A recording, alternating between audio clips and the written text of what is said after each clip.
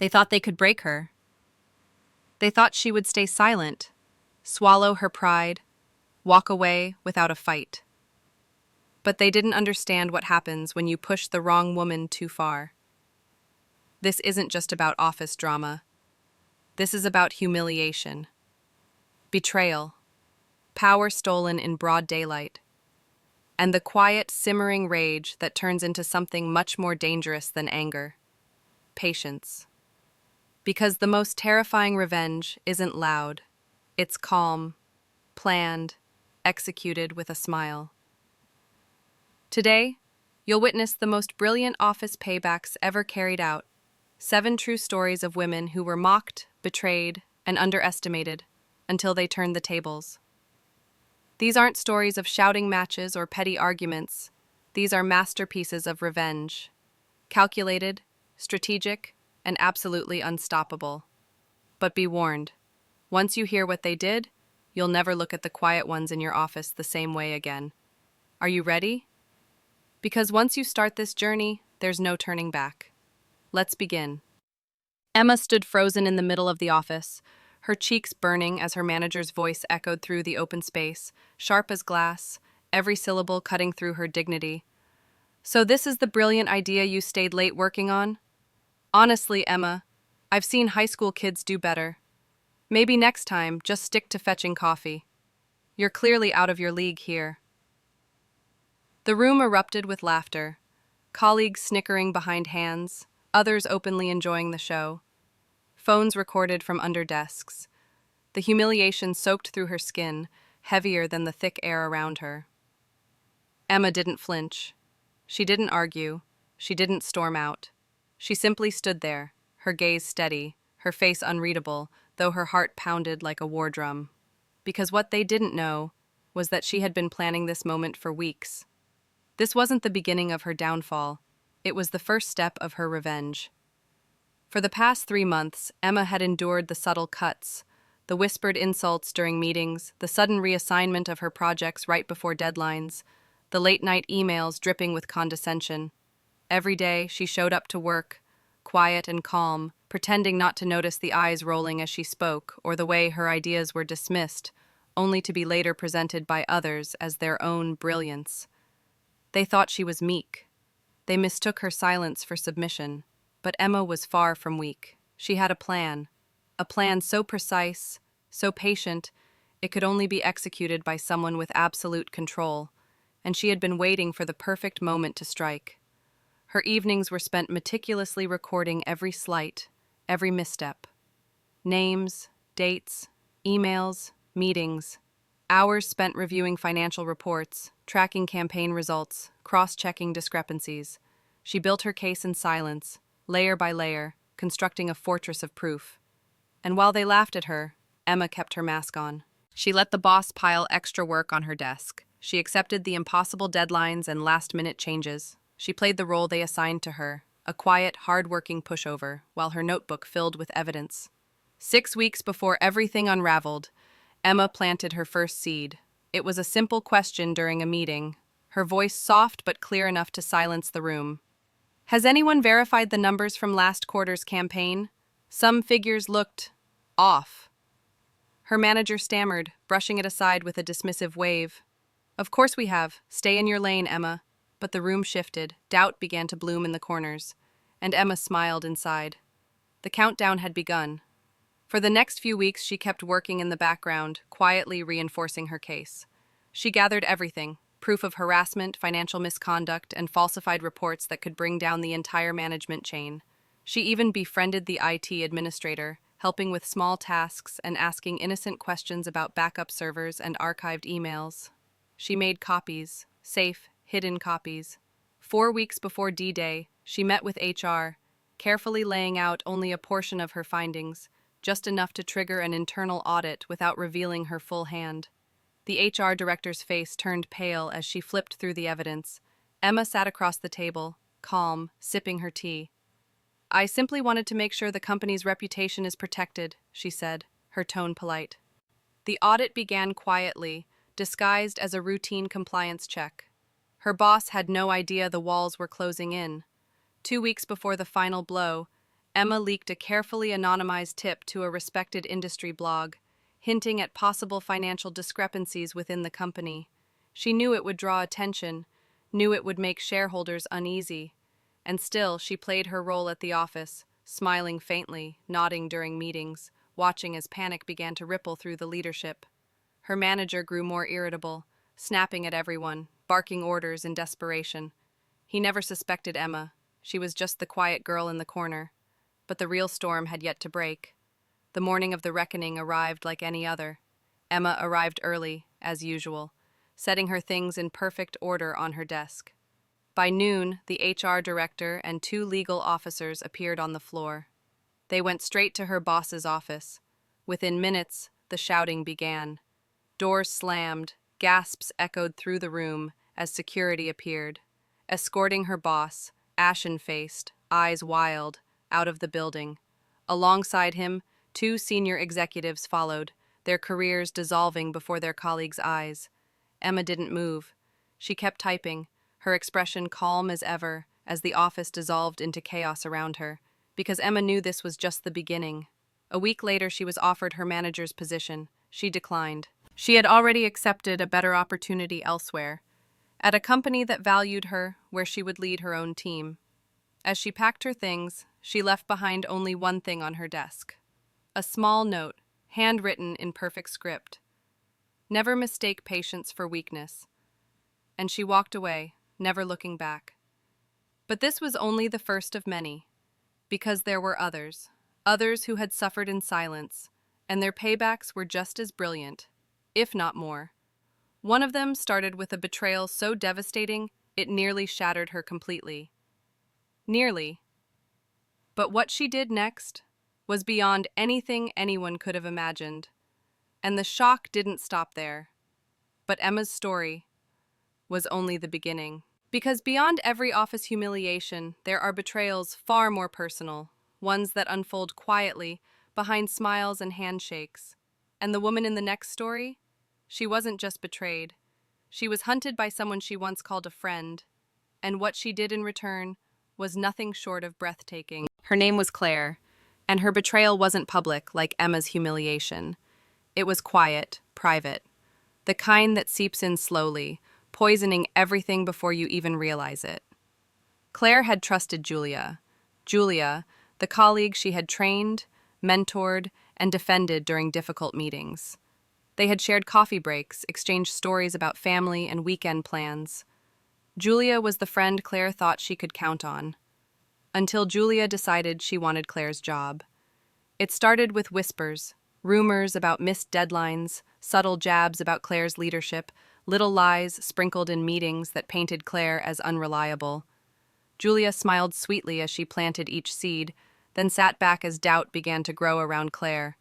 Claire saw it happening. She felt the shift in the room, the sudden coldness from her manager, the way her team hesitated before answering her questions. But she stayed silent, because Claire believed in something stronger than gossip. She believed in strategy. She began observing Julia, watching every move. She listened carefully to what was said, and even more carefully to what wasn't. She let Julia think she was winning. She let Julia believe her little lies were working. Meanwhile, Claire was building something far more dangerous than a rumor. She gathered records of projects, every contribution, every documented approval, every deadline met. She printed copies of contracts Julia had tampered with, highlighting the discrepancies between what was promised and what was delivered. But she didn't stop there. Claire noticed Julia's obsession with social media, the constant posts about luxury dinners, shopping sprees, and expensive vacations that didn't align with their modest salaries. So she started following the money. She traced Julia's connections through old contacts, discovering that Julia had been accepting kickbacks from vendors in exchange for inflated contracts. Claire smiled. She had everything she needed. And the countdown began. She waited until Julia's promotion was announced, an elaborate celebration in the main conference room, champagne flowing, applause echoing through the office. Claire clapped too, her face serene, her heart steady. Because Julia had no idea that Claire had already scheduled a meeting with the board for that same afternoon. Claire walked into the boardroom carrying two folders, one with Julia's social media highlights, the other with the detailed financial evidence of her misconduct. She spoke calmly, clearly, her voice never rising above a measured tone. The room grew colder with every page turned, every receipt presented, every message displayed. By the time Claire finished, the board sat in stunned silence. They called security immediately. Julia was dragged out of the office before the end of the day, her belongings boxed up under watchful eyes. Her career was over. The vendors involved were blacklisted. Legal charges followed. And Claire? She refused the offer to take Julia's position. She simply said, "I only wanted the truth to come out." She walked away with her head high, leaving behind a legacy of precision and quiet revenge. But there was another story, one far more dangerous.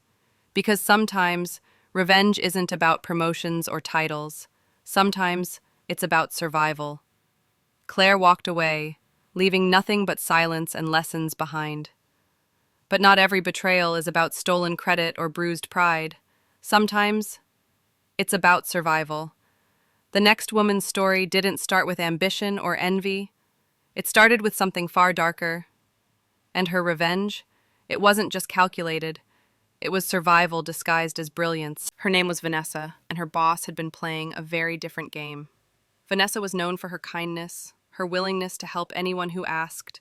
She stayed late to assist with reports, covered for colleagues on leave, and never complained. But her boss saw something else, an easy target. He began cornering her during late meetings, making comments that grew increasingly inappropriate. He'd brush against her, accidentally, stand too close, send messages late at night under the guise of discussing projects. Vanessa felt trapped. If she reported him, she feared retaliation. She had seen others disappear quietly after filing complaints.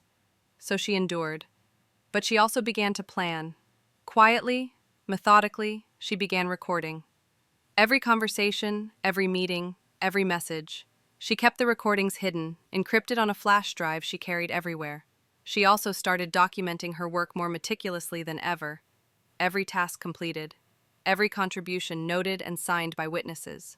She created a digital fortress around herself. And then she waited. The final straw came during the company's annual retreat. Her boss cornered her again, this time in front of witnesses who were too drunk or too afraid to intervene. Vanessa smiled. She knew the cameras were rolling. The next morning, while everyone nursed hangovers, she uploaded everything. The recordings, the videos, the messages, sent directly to HR, legal, and the CEO, all in one swift, irreversible move.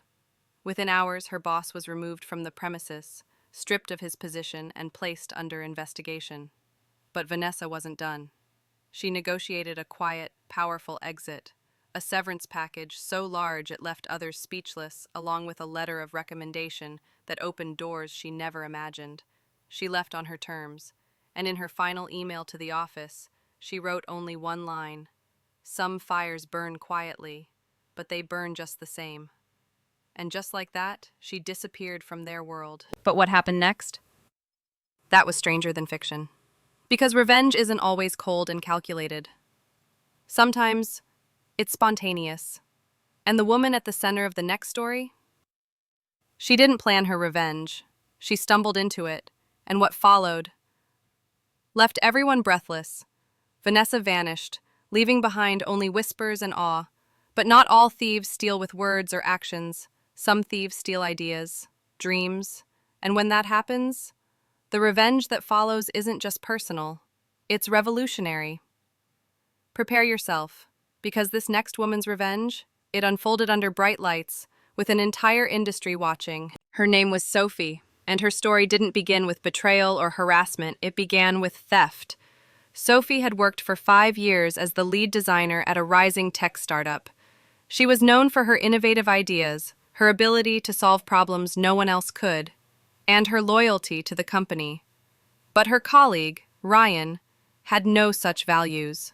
Ryan was ambitious, yes, but not in the way that earned respect. He watched Sophie closely during late nights, lurking near her desk, pretending to ask innocent questions about her projects.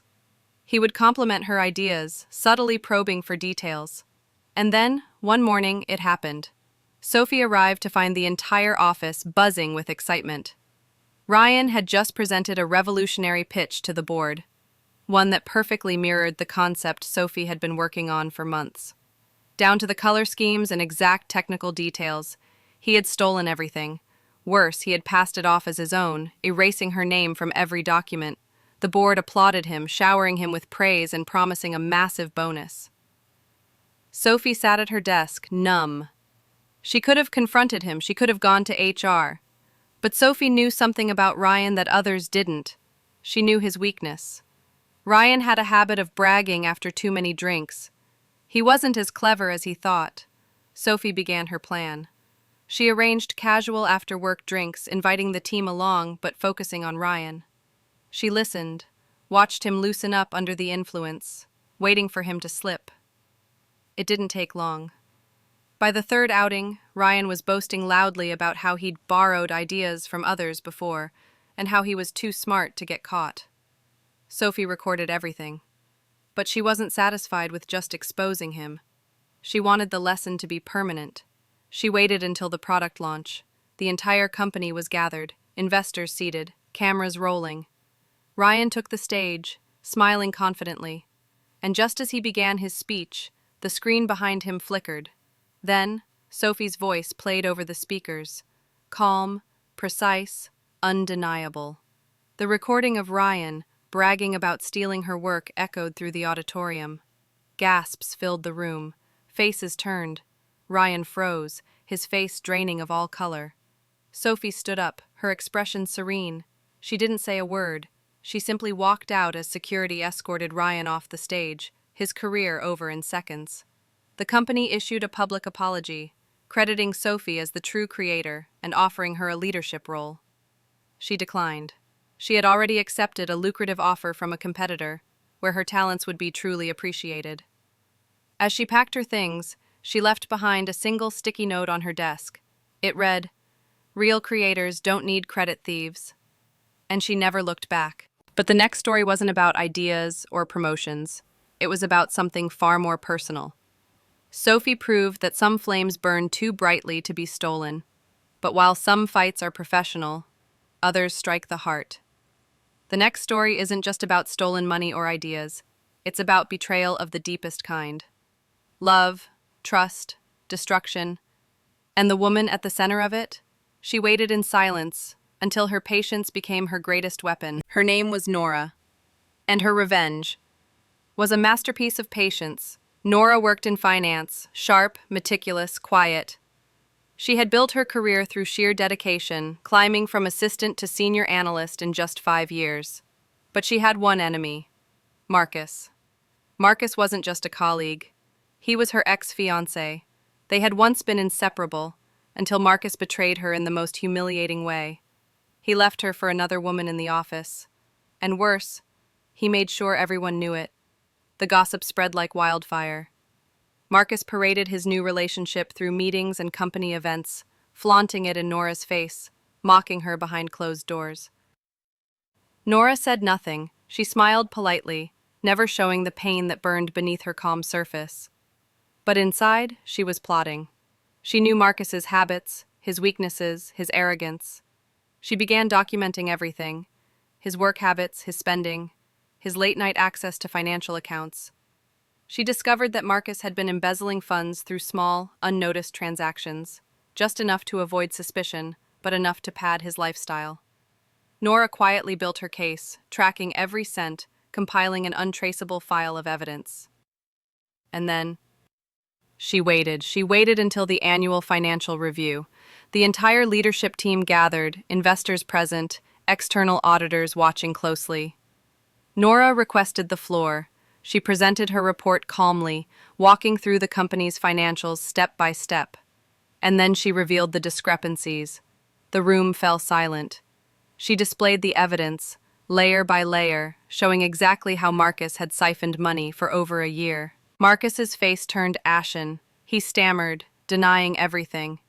But Nora had anticipated that. She produced a signed document, Marcus's digital approval of the very transactions he claimed to know nothing about. There was no escape. He was removed on the spot. But Nora wasn't done. She had arranged for local authorities to be present.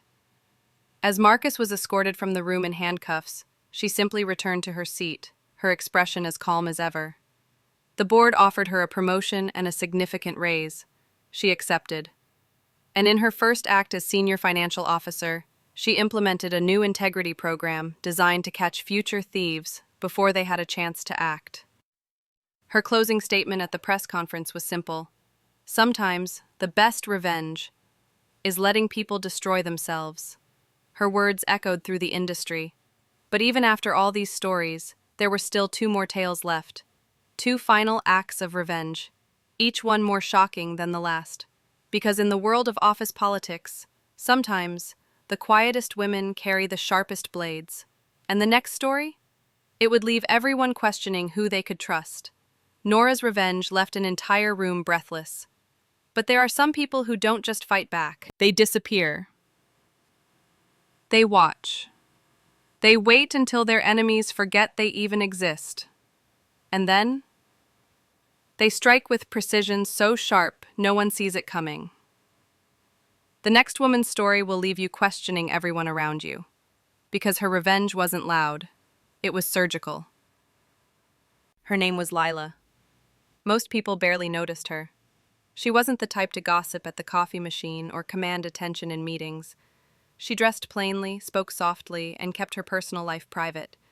She was always the first to arrive and the last to leave, her desk neatly arranged, her reports flawless. To some, she was just another background character. But her boss, Victor, saw her differently. To him, Lila was a pawn, easy to exploit, easy to discard. Victor prided himself on his control over others. He believed people existed to serve him, and Lila, with her quiet demeanor, seemed like the perfect target. He began piling impossible tasks on her desk, urgent projects with unrealistic deadlines, sudden assignments due overnight, conflicting instructions that left no room for success. Then came the public shaming. Victor would send scathing emails mocking her in front of the entire department. He questioned her intelligence, her dedication, her very competence, all while copying upper management, ensuring her humiliation spread like wildfire. Most people in her position would have cracked under the pressure. But not Lila. She absorbed every insult in silence, her face calm, her voice steady. Because Lila wasn't weak, she was patient. And while Victor believed he was breaking her, Lila was quietly preparing something far more devastating than he could imagine. She knew the company inside out. Over the years, she had built relationships with every department, from finance to IT, legal to logistics. While others saw her as invisible, she was quietly gathering knowledge, learning every corner of the organization. She also knew Victor's greatest secret. He was siphoning company funds, routing lucrative contracts to shell companies owned by his relatives, inflating invoices and pocketing the difference. She didn't rush. She gathered evidence meticulously, email chains, contracts, payment receipts, bank records, and internal memos that left no room for denial. Then she waited. She waited until the company's biggest event of the year, the annual shareholder meeting, where Victor planned to showcase his supposed successes and bask in the admiration of investors. The morning of the event, Lila sent her resignation email. It was brief, just 2 lines. But attached was a link. The document behind that link shook the company to its core. It contained everything: irrefutable proof of Victor's embezzlement, detailed reports, signed approvals, secret accounts, and transaction histories. The email spread like wildfire through every inbox in the company. By the time Victor took the stage, the audience wasn't filled with applause. It was filled with whispers, stares, and recording phones. Security arrived before he could utter a word. Victor was dragged off the stage, his career destroyed in an instant. But Lila was already gone. She had left quietly after sending her email, vanishing like smoke. Some say she moved to a quiet coastal town, opening a small bookstore by the sea. Others say she became an investor, quietly backing companies with integrity. No one really knew for sure. All she left behind was her resignation email with a simple signature line. Never underestimate the quiet ones. And just like that, she became a legend. But even her story wasn't the most shocking. Because the final tale wasn't just about revenge in an office, it was about reclaiming an empire. Lila walked away, leaving her enemies drowning in their own sins. But there is still one story left. And this one? It isn't about jobs or projects or positions. It's about empires. The woman you're about to meet didn't just reclaim her power. She reclaimed everything. Her revenge was cold, strategic, and absolute. And once you hear it, you'll understand why she's called the woman who took it all back. Her name was Evelyn. She wasn't an employee. She was a founder. Years ago, Evelyn had co-founded a boutique consulting firm with 3 men she trusted, friends she had known for years. Together, they built the company from nothing. They worked tirelessly through late nights, survived brutal market crashes, and slowly earned their place in a competitive industry. For a time, they were unstoppable. But as success grew, so did their greed. Her partners began changing. They started locking her out of key meetings, removing her from major projects, and quietly rewriting contracts behind her back. Then came the ultimate betrayal. In a cold, calculated move, they called a board vote, one she wasn't allowed to attend, and removed her from the company she had built with her own hands. They stripped her of her shares, cut her off from her clients, and left her with nothing but a non-compete agreement that barred her from working in the industry for 2 years. Most people would have collapsed under that kind of betrayal, but Evelyn wasn't most people. She left quietly, giving no sign of retaliation. But she had seen this coming. For years, Evelyn had kept meticulous personal records. Every client interaction, every proprietary strategy, every project she had ever touched.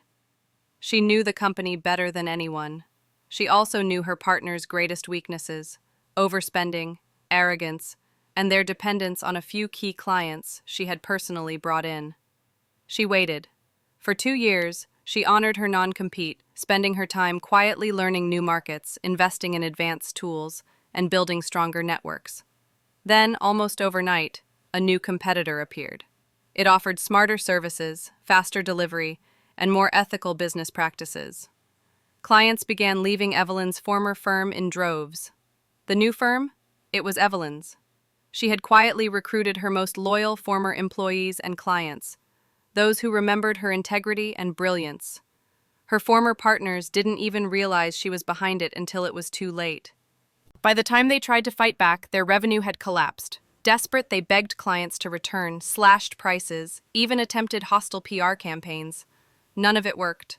Their empire crumbled, just as Evelyn had predicted. And then she made her final move. She offered to buy them out. Her partners, now desperate and bankrupt, had no choice but to accept. In less than 3 years, Evelyn owned the company that had once betrayed her, along with every asset, every contract, every patent they had tried to steal. She merged both companies under her name and rebuilt it according to her vision. Her message at the relaunch press conference was short: "Empires built on betrayal always collapse. I just gave them the final push." The industry was left in awe. Because Evelyn didn't just get revenge. She took back everything, and she did it without raising her voice, without breaking a sweat, and without losing an ounce of her dignity. Her story wasn't just revenge, it was a masterpiece, and it became the closing chapter of the most brilliant office paybacks the world had ever seen. 7 women, 7 stories. Each of them walked into their workplaces carrying nothing but their skills, their dedication, and a quiet hope for fairness. And each one was met with betrayal, with humiliation, with abuse of power. But none of them chose to explode in anger. None of them shouted or begged for sympathy. They watched, they listened. They endured every slight, every insult, every scheme against them, and in their silence they grew stronger. Because revenge isn't always loud. Sometimes it's silent, precise, calculated. Emma, who turned humiliation into triumph, dismantling her tormentors with a calm hand. Claire, who took betrayal and transformed it into a quiet storm that swept through her company, leaving justice in her wake. Vanessa, who endured what no one should, only to reclaim her freedom and her dignity through an ironclad strategy. Sophie, who refused to let a thief steal her future, turning his lies into his downfall in front of the world. Nora, who endured heartbreak and cruelty, then calmly exposed corruption with grace and unshakable control. Lila, the invisible force no one saw coming, whose patience toppled a corrupt empire from within. And Evelyn, who lost everything, but planned her revenge with such mastery that she didn't just reclaim what was hers. She built an empire that would outlast them all. Their methods were different. Some moved like shadows, striking from the darkness. Others stood tall and revealed the truth in broad daylight. But in every story, one truth remained the same. The most powerful revenge isn't about shouting or fighting back in the heat of the moment. It's about patience, preparation, and unwavering belief in your own worth. They didn't just take revenge, they reclaimed their power, and in doing so, they left behind a message for anyone who has ever been wronged, overlooked, or underestimated. Silence isn't weakness, kindness isn't ignorance, and calm doesn't mean surrender. Sometimes calm is just the quiet before the storm. And now, as this story draws to a close, there's only one question